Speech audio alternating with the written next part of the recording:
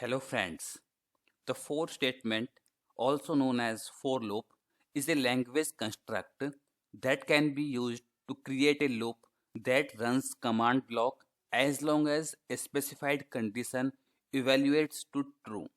In this video, we will discuss about what is PowerShell for loop, details of syntax of for loop, how to perform multiple operations using for loop, and many more things you will come to know by the end of this video. For loop statement is made up of four components. As you can see in this slide, first one is init portion, second one is condition portion, third one is repeat portion, and fourth one is statement list. First three components are separated by a semicolon and enclosed by parentheses. Fourth portion is enclosed by curly brackets. The init portion represents one or more commands that are run before the loop begins.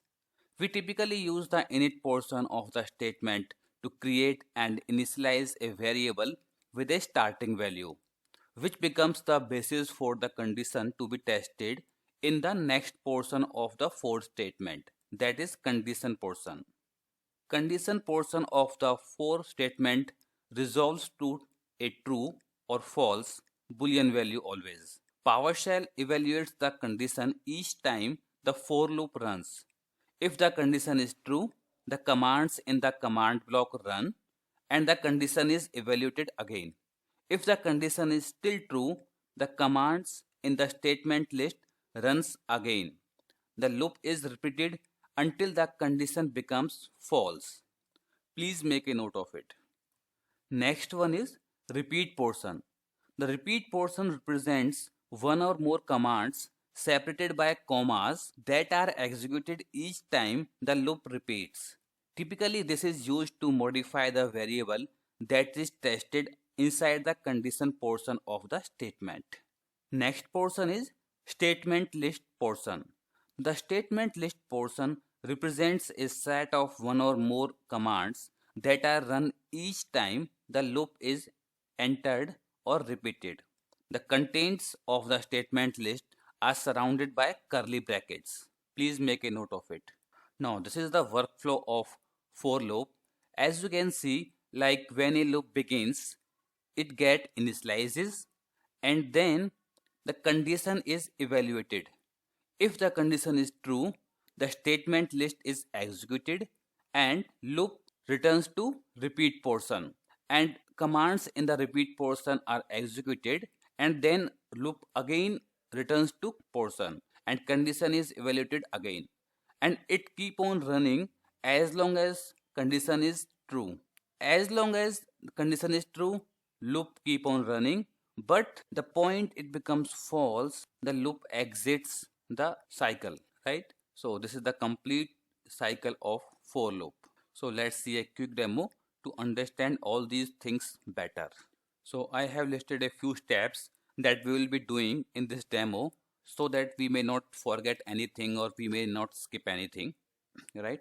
So first I have listed the syntax of for loop so that we may get it reminded again and again. Let me take a simple example of for loop. Suppose I have to repeat some counts. What I can do is I can just write a very simple for loop init portion, that is initializing portion, and next one is I'm defining now condition portion, and now I'm defining repeat portion, like it should get increment using plus plus. And let me close this statement, and now let me begin with statement list. In statement list I want that this variable should get printed at each iteration. So if I try to run this uh, command or statement, as you can see, count is there from 0 to 8.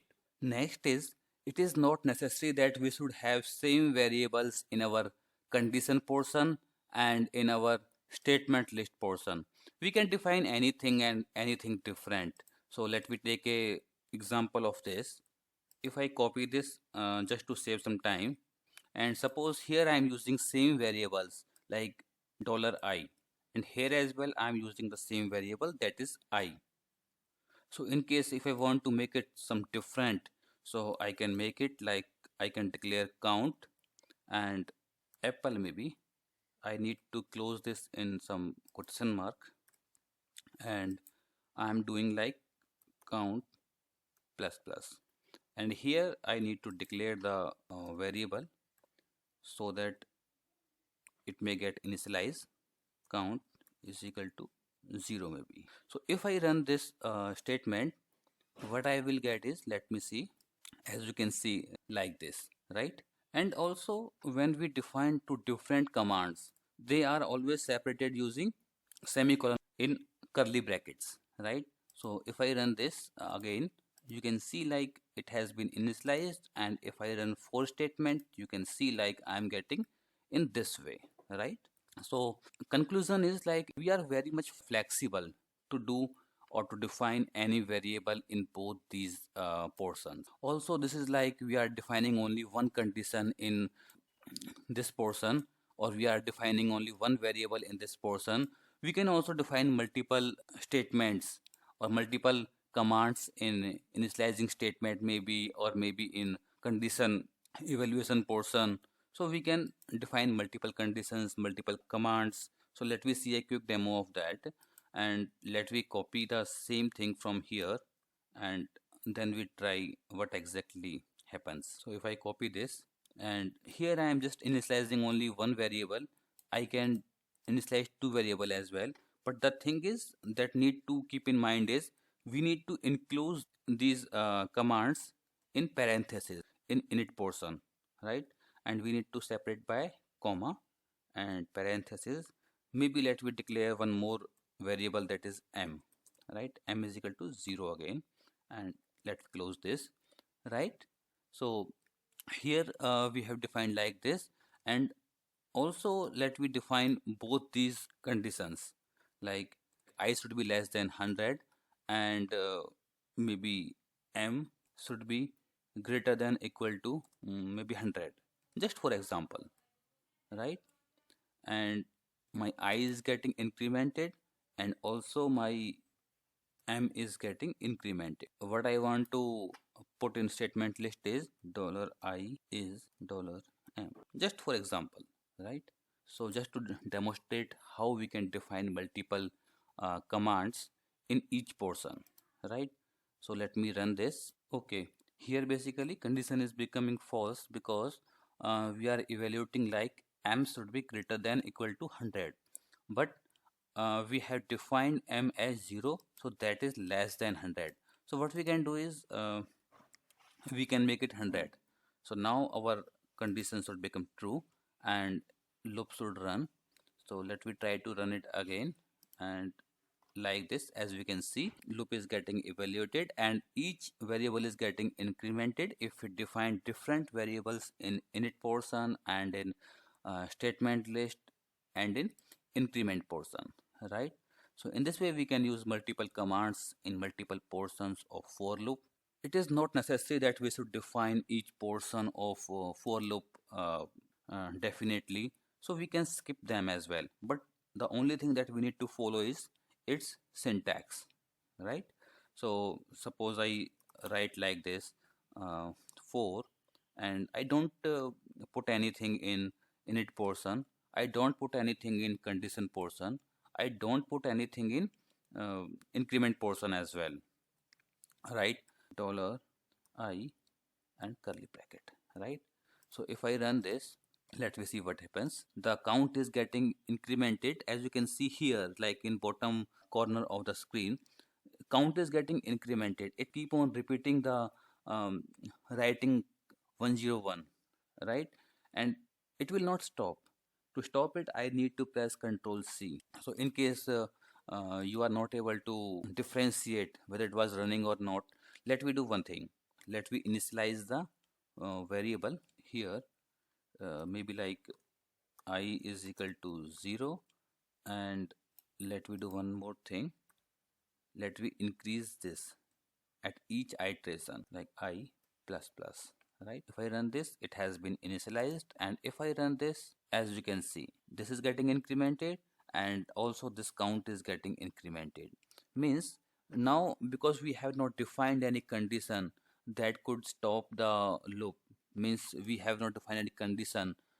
If that condition becomes false, our loop may get exited. Because we have not defined, so it will not stop. So always please ensure to define some conditions so that our loop may stop at some point of time, right? And also, it is not necessary that we should define the increment portion here. We can define it maybe in statement list, anywhere we can define. But the only thing is we need to follow the syntax of for loop. So let me stop it manually by pressing Ctrl C. Next one is we can work with for loop with a user interaction as well. Let me write example here. Let me stop my screen and then I write the command to save some time. So here I have written a command in which I am initializing a variable in init portion, and also I am defining a value by reading the value from screen. And in next condition I am evaluating like if the answer that I got on screen is equal to yes or not.